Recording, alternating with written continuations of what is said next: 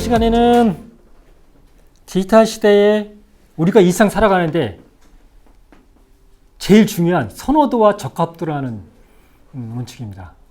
디지털 시대에 누가 승자가 되고 왜 그 승자가 독식을 하는지, 이게 이제 선호도와 적합도 이론인데, 이걸 알려면 이제 네트워크 이론을 좀 알아야 됩니다. 네트워크 이론. 조금 어려운 것 같은데, 제가 그동안 연구를 많이 했습니다. 어떻게 하면 이걸 쉽게 이해를 시킬 건가. 그러니까, 좀, 맞는지 한번 여기 알려주십시오. 네트워크 이론은 18세기의 1700년대 중반이죠. 오일러라고 다 들어보셨을 거예요. 옛날 수학 오일러 공식. 어려워요. 미적분 같은 문제라. 그건 몰라도 되고요. 오일러 공식이라고 유명한, 오일러 공식이 뭔지는 모르지만 오일러 공식 그러면은 다 한 번씩 들어본 거예요. 그 오일러라는 사람이 예전에 프러시아죠. 지금 독일. 프러시아에 퀴니스베르크라는 데가 있어요. 거기에 섬처럼 가운데에 저렇게 남아있는데 거기 7개의 다리가 있어요. 그래서 퀴니스베르크의 사람들이 저 다리를 한 번씩만 건너서 출발한 데로 다시 돌아왔을까 이런 거 갖고 내기를 하는 거예요. 내기를 할 때 지나가는 오일러가 딱 보고 그거는 불가능하다. 그래서 거기에 다리를 하나를 더 놓지 않으면은 출발해서 다시 돌아가는 방법은 없다. 그래서 이제 이 양반이 1736년에 퀴니스베르크의 7개의 다리라는 논문을 냅니다. 이게 이제 그래프 이론의 교시예요. 그게 이제 뭐냐면, 그래프 이론은 뭐냐면, 이렇게 7개의 다리가 있잖아요. 있는 거를, 이게 입체로 되어 있잖아요. 이렇게 생각하시면 돼요. 평면도라고. 이거 우리가 입체를 평면도로 만드는 거를 그래프 이론이라고 하면 돼요. 이렇게 변과 꼭지 쪽으로 이렇게 다리를 집어내고요. 이거 이렇게 그리는 거예요. 그럼 풀기가 쉽잖아요. 이게 그래프 이론이 네트워크 이론의 초기입니다. 그러니까 선과 점으로 연결을 해서 관계를 이렇게 쉽게, 거리나 이런 건 중요하지가 않아요. 다리의 크기도 중요하지 않고 위치 이런 것만 보는 거거든요. 쉽게 얘기하면 그래프 이론이 많이 들어가는 게 이렇게 보면은 전철도를 보시면 돼요. 여기는 거리 이런 거 중요하지 않죠. 연결 관계와 어느 쪽으로 가는 것만 알면 돼요. 몇 호선이고. 그래서 이게 그래프 이론이 그 뒤로 전자제품 발전에 큰 역할을 하죠. 지적 회로. 그러니까 조그만 칩 안에 부품을 여러 개를 놓고 연결을 하잖아요. 맞죠? 지적 회로가. 그런 걸 할 때 다 그래프 이론이 들어가고 있거든요. 이게 네트워크 이론의 주요 효시입니다. 그러다가 19세기 초반에 1930년대쯤에 폴 에르제스와 알프레드 렌이라는 헝가리의 수학자입니다. 헝가리가 수학을 잘합니다. 수학자가 둘이 이런 걸 만들어냅니다. 네트워크라는 걸 처음으로 발견해요. 연결해서 이루어진다. 이 사람들이 처음에 논문에서 얘기한 게 뭐냐면은, 이 파티장에 여기에 100명이 있다. 100명이 있다 그러면은 30분이면은 서로 다 연결이 된다. 그러니까 제가 이렇게 해서 얘기하고, 이분이 여기 가서 얘기하고 그러면 30분이면 100명이 다 연결된다. 이런 걸 밝혀낸 거예요. 그래서 이런 네트워크의, 개념을 처음으로 이 사람들이 구체화를 시켰고, 이 사람들은 너무 복잡하니까 이거를 단순하기 위해서 무작위로 연결된다. 그러니까 이렇게 연결이 무작위로 된다고 그래서 무작위 네트워크라고 그래요, 이거를.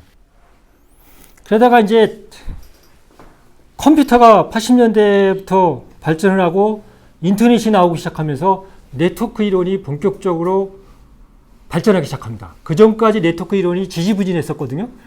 그러다가 스티븐 스토카츠라와 덩칸이라는, 이게 스승과 제자 사이입니다. 두 사람이 작은 세계 네트워크라는 걸 만듭니다. 그러니까 이 사람들이 만들어낸 거는 군집화예요. 그러니까 허브 같은 거.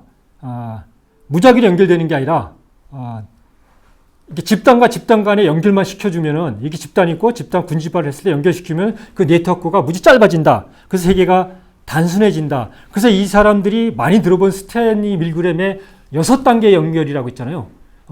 그거를 이 사람들이 논문으로 증명을 한 거예요. 그러면서 이 작은 세계, 이 네트워크가 얼마나 효율성을 높이는지를 밝히기 시작했죠. 그래서 무작위 네트워크는 그냥 막 연결된 거고요. 이건 정규 네트워크가 이렇게 맞는 건데, 이렇게 중간에 연결을 군집별로 하나로 함으로써 효율성이 무지 높아진다. 이걸 밝혔죠. 그래서 네트워크 이론이 막 커지고 있고, 이 동시대에 90년대 말에 노트르담 대학교에 바라바시라는 교수가 있습니다. 2001년에 링키드라는 책이 있는데, 제가 2001년에 공부하고 나서 이 책을 보면서 이 세계에 빠지게 한 책입니다. 이거는 뭐냐면, 이때부터 이제 네트워크 이론이 대중화되고 모든 영역에 들어가기 시작했죠. 이 양반하고 같이 연구한 게 이제 카이스트의 물리학과의 정하홍 교수입니다. 정하홍 교수가 그 당시에 거기에 박사후 과정으로 가서 이 양반하고 같이 연구를 해서 이런 척도 없는 네트워크라는 개념을 만들어냈죠. 그러니까 척도 없는 네트워크라는 건 뭐냐면요. 그전에는 이제 종용곡선이죠. 모든 거. 아날로그는 대부분 종용곡선입니다. 그러니까 한국인의 키를 따지면은, 숫자가 예를 들면 30cm인 사람이 있고, 2m 10인 사람이 있고, 제일 많은 사람이 한국인 남성의 평균인 175가 제일 많고, 그래서 종용곡선을 그리죠. 근데 이제 역함수 부분은 뭐냐면요. 숫자의 관계가 한쪽의 심의 관계에 의해서 이쪽이 변하는 거예요. 그러니까 로그 함수라고 보통 얘기하는데, 그러다 보니까 이거는 이제 네트워크로 따지면요. 연결선수가 무수히 많은 소수가 있고요. 연결선수가 한두 개밖에 없는 다수의 노드가 있는 거예요. 그래서 이 그래프가 이렇게 되죠. 보통 롱테일 그래프라고 그랬는데요. 그래서 여기는 이것처럼 한국인 평균 몇, 이것처럼 척도 기준이 되는 그 숫자가 없다 그래서 척도 없는 네트워크라고 그래요. 이게 이 사람들이 밝혀낸 네트워크의 속성이에요. 그러니까 인터넷의 웹의 연결을 그 로봇이 다니면서 하는 거를 검사를 해서 그걸 증명을 해낸 거예요. 증명했는데 이 사람들이 이제 그 척도 없는 네트워크가 어떤 속성을 갖고 있는지 그걸 밝혀낸 게 이 사람들의 공헌이 더 큽니다. 그게 이제 창발성이라고 그랬는데요. 창발성은 뭐냐면은, 그 전에 산업화 시대에는 환원주의라고 그럽니다. 환원주의는 뭐냐면은, 개별 객체와 전체가 같게 보는 거예요. 그래서 계속 쪼개고 들어가서 가장 단위를 우리가 밝혀내면은 전체 조직의 정체도 밝혀낼 수 있다. 그래서 과학 발전에 어마어마하게 기여를 했죠. 산업화 시대의 모든 과학 발전은 환원주의로 시작합니다. 그래서 DNA, 세포보다 더 들어가서 DNA를 밝히면은 우리 인간의 성격을 다 밝힐 수 있지 않을까. 그리고 우리 자연 개발하고 이런 것들도 개발해서 이용하면 전체가 커진다 이렇게 본 건데, 창발성은 뭐냐면요. 전체주의예요. 그게 이제 시스템 이론이라고 하는데, 시스템끼리 이 시스템과 이 시스템이 붙으면은 이가 되는 게 아니라요. 이 시스템과 이 시스템이 붙으면은 성격이 전혀 다른 게 나온다는 거죠. 이것도 뭐냐면은 객체가 예를 들면 100개가 합쳐지면은요. 100개의 뭐가 나오는 게 아니라 500개, 1000개의 뭔가 다른 성격의 뭔가가 나온다. 그래서 창발한다는 거예요. 여기는 창발성이 중요하거든요. 이 사람들이 밝힌 거는 특히 인터넷 네트워크는 계속 성장을 한다는 거예요. 왜냐면 어떤 사람은 블로그를 만들었다가 어떤 사람은 없애버리고 가입자가 들어왔다가 탈퇴하고 계속 들어가서 가지고 성장하죠. 그러면서 이게 들어오고 나오고 서로 상호작용을 하면서 진화를 하는 거예요. 그래서 거기서 적응, 그러니까 생물체 생태계처럼 적응을 하고 다시 이렇게 돌아가는 거죠. 그래서 우리가 이제 플랫폼을 만들고 디지털 시대의 생태계를 만든다. 그러니까 이것 때문에 나오는 거예요. 그래서 이제 이게 창발성이 나오고 전체주의가 나오니까 이것도 똑같습니다. 지수함수도 여기서 적용이 됩니다.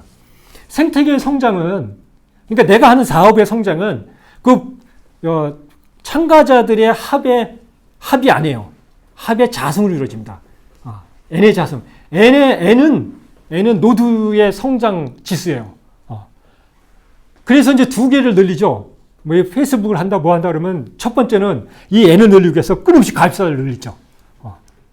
가입자를 늘리고 그거를 확장시키고 지속시키기 위해서 객체가 성장할 수 있도록 상호작용을 원활하게 시키죠. 이 두 개가 맞아떨어져야 생태계가 성장이 돼요. 이게 이제 비즈니스 모델에 적용하는 게 아직 개념이 안 오는데 그 다음에 옵니다. 그게 이제 여러 번 보여준 이건 복잡계에서 나오는 이론이거든요. 복잡계는 뭐냐면 이게 디지털 시대에도 복잡한데 복잡한 속에서 그 혼란 속에서 일종의 그 룰을 찾아내는 거예요. 예를 들면은 아까 얘기한 그 스튜어가츠 교수, 군집화한 그런 사람들은 이제 기트라미 동기 이론 이런 걸 연구했거든요. 기트라마이들이 누가 지시하는 것도 아닌데 막 각자 막 울어대는데 나중에 가다 보면 각자 리듬을 딱딱 맞춰서 간다는 거죠. 이게 복잡계 이론이에요. 그러니까 예를 들면은 우리 서해안 거 같으면은 모양을 전체를 보면 이 모양인데 하나를 자르고 들어가면 또 그 모양이 나오고, 또 나무 같은 것도 이렇게 돼 있는데 가지를 자르고 하면 똑같은 모양이 들어가고 똑같은 구조가 들어가죠. 그걸 좀 프랙탈 구조라고 그랬는데요.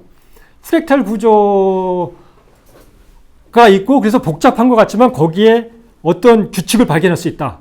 이런 게 이제 복잡계 이론인데 거기서 나오는 게 이거예요. 그러니까 여기서는 피드백을 중요하게 여기거든요. 우리는 대목임이라고 그랬는데 이게 음이 대목임이냐 양의 대목임이 되느냐에 따라서 그게 커지느냐 아니냐. 우리 사업이 음의 대목임이 되느냐 양의 대목임이 되느냐에 따라서 성장하느냐 소멸하느냐. 근데 그 대목임은 내 마음대로 할 수 없다는 게 어려운 점이에요. 아날로그 시대는 내 마음대로 했거든요. 그래서 기업이 마음대로 해서 통제를 했죠. 지금은 이용자가 합니다.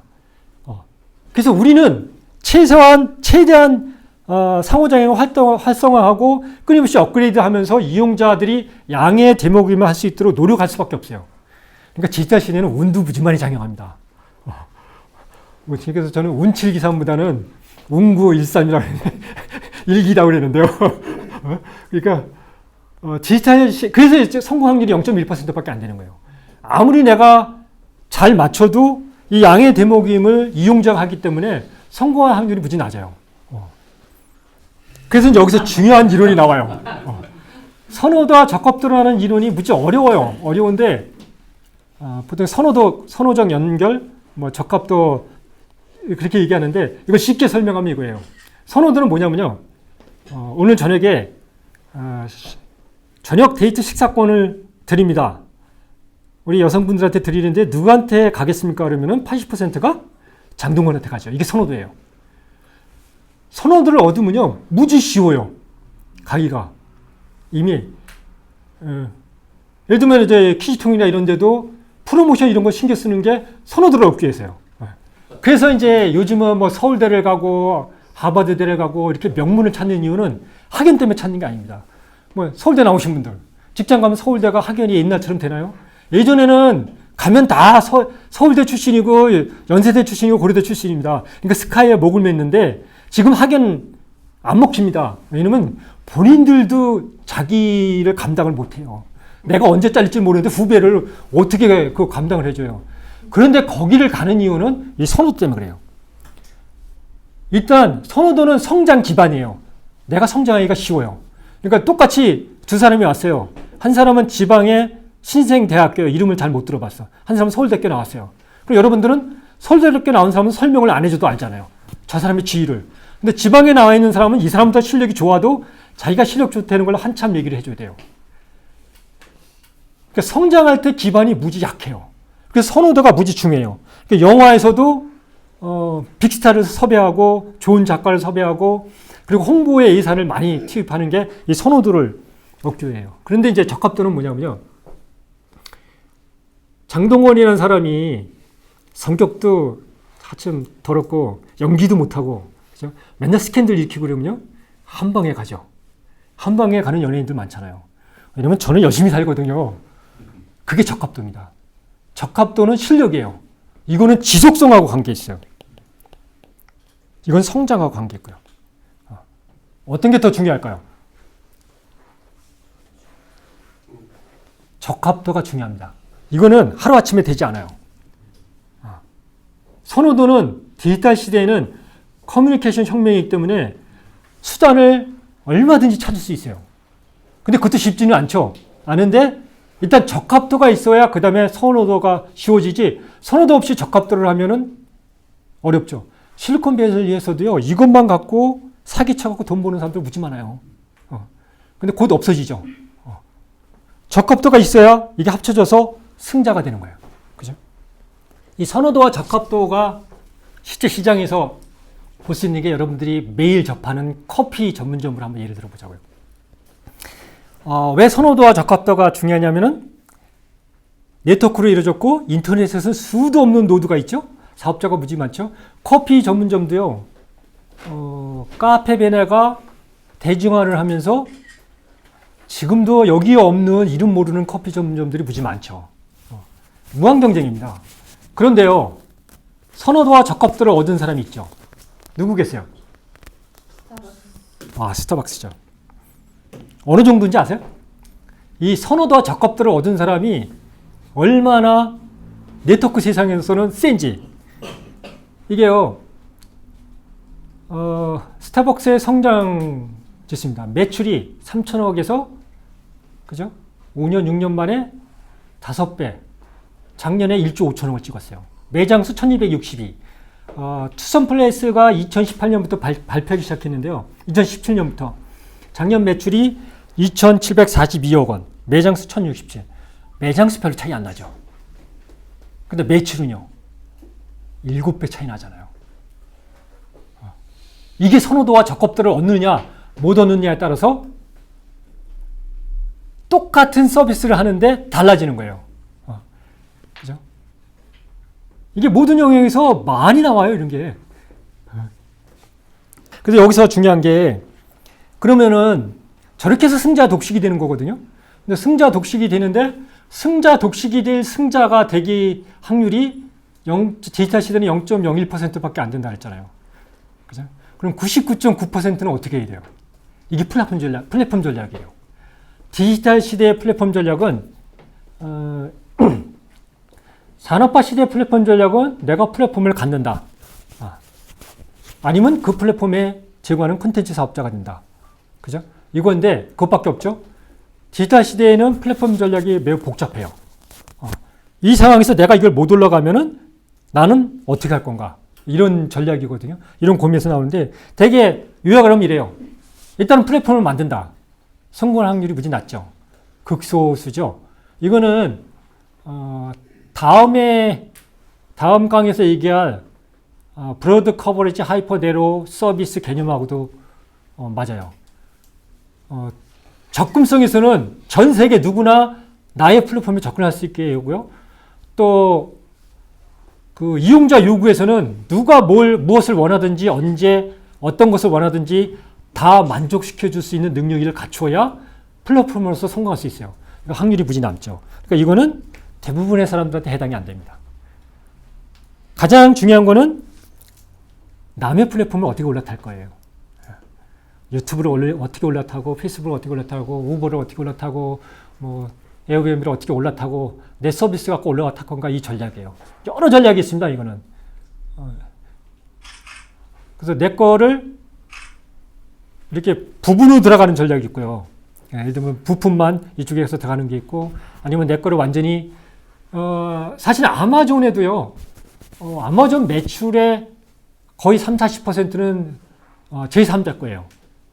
판매를 위탁한 거죠. 그러니까 플랫폼을 아마존 것만 이용하는 거예요. 그게 이제 나만 좋은 게 아니라 아마존도 걔들을 수용함으로써 플랫폼이 점점 커지는 거예요. 그렇게 타는 전략. 그런데 또 내가 갖고 있는 거를 정확히 분석해야 돼요. 이거는. 그래서 이게 정답이 없는 게 내 물건을 팔 때는 아마존 같은 걸 올라타기를 좋지만 어떤 거는 들어가면 종속당하죠. 특히 한국에서 그런 일이 많죠. 그러니까 내가 갖고 있는 게 무엇이냐에 따라서 잘못 들어가면 완전히 종속해서 나는 그냥 털려나오는 수가 있고 그래갖고 이 남의 플랫폼 올라타는 전략은 내가 가진 게 무엇인지 그걸 정확히 분석하고 거기에 따라 전략을 세우는 거예요. 고민을 많이 해야죠. 그리고 시도를 해보고 아니다 그러면 빨리 빠지고. 그리고 마지막 전략은 그것도 저것도 해보니까 아무래도 안 되겠다. 그러면 빨리 철수하는 거예요. 이 현명한 철수 전략은요. 디지털 시대의 모든 절차에서 모든 영역에서 아주 중요한 전략입니다. 이거를 예를 들면 이제 넷플릭스하고 아마존 디즈니 플러스가 이제 연말에 시작을 하니까 두 용이 붙었죠. 피나는 싸움이 합니다. 그런데 만약에 넷플릭스가 그 등치가 디즈니가 너무 커서 졌다. 그러면은 넷플릭스는 갈 데 없습니다. 왜냐? 넷플릭스의 지금 시장 가치가 70조 원이거든요. 70조 원을 주고 넷플릭스를 인수할 데가 없어요. 한때 10조가 안 넘었을 때 애플이 살려고 그랬어요. 근데 안 팔았죠. 근데 지금은 70조가 넘어갔기 때문에 살 사람이 아무도 없어요. 그래서 이 처수 전략은 이게 참 어려워요. 그래서 어떻게 처수하느냐 이런 문제. 이거는 개인한테도 다 해당이죠. 개인한테도 반대로 적용해 보세요. 내가 지금 여기서 밥 먹고 사는데 이게 10년을 했는데 똑같다. 근데 10년 후는 어떻게 될까 생각하면은 당장 이 그만두면 먹고 살게 걱정인데 어떻게 하냐. 이 처수 전략 쉽지가 않죠. 근데 끊임없이 고민을 해야 돼요. 왜냐면 내가 하는 일이 언제 이게 소멸될지 모르거든요. 그러니까 이건 비즈니스뿐만 아니라 개인도 내가 하는 일을 계속 언제 처수할 건가? 평생 할 거 없습니다. 평생 갈 수 있는 일을 찾는 사람은 행복한 사람이죠. 제가 그걸 하기 위해서 이렇게 지식을 팔아먹고 있잖아요. 평생 하려고. 그래서 이 처수 전략이 개인이든 비즈니스든 무지 중요합니다. 그래서 요약을 하면은 네트워크 세상은 성장과 진화라는 세상이기 때문에 선호도와 적합도를 쟁취하는 사람이 승자 독식한다. 나도 선호도와 적합도를 쟁취하기 위해서 노력을 해야 된다. 그래서 활동도 예를 들면 SNS나 이런 활동도 내 선호도를 얻기 위해서 유리하게 그 활동을 해야지 그냥 기분풀이로 막 하면은 그냥 시간 낭비입니다. 근데 모든 거를 나의 선호도를 얻기 위해서는 이런 모든 활동들을 어떻게 엮을 건가. 또 적합도는 이게 기회를 내가 만드는 게 아니라 이용자가 준다고 그랬잖아요. 그러니까 언제 나한테 기회가 올지 몰라요. 기회가 올 때 내가 잡기 위해서 내가 적합도를 갖추는 거예요. 끊임없이 공부하고 노력하고 준비를 하는 거죠. 그래서 100세 시대까지 평생 공부해야 되는 게 이 적합도를 갖추기 위해서인 거예요. 기회는 100세가 돼도 오거든요. 기회는. 그게 언제 운이 더 많이 작용한다 했죠. 언제 나한테 올지 모르거든요. 그래서 선호도와 적합도라는 개념이 무지 중요하다. 비즈니스를 할 때도 우리 비즈니스 프로젝트가 어떻게 선호도를 얻을 거고 선호도를 얻기 전에 우리가 지금 적합도를 갖고 있는지 이걸 끊임없이 고민하면서 예를 들면 퀴즈톡이다 그러면은 우리 퀴즈 플랫폼으로서 적합도를 제대로 갖고 있는지 만약에 퀴즈를 풀러 들어온 이용자가 있을 때 이 사람들한테 가치를 얼마나 주고 있는지 이런 걸 끊임없이 이게 체크해가면서 적합도를 갖추고 그리고 프로모션이나 이런 걸 통해서 계속 선호도를 확보하려고 노력을 해야죠. 그래서 이 선호도나 적합도라는 개념은 무지 중요한 개념입니다. 이상입니다.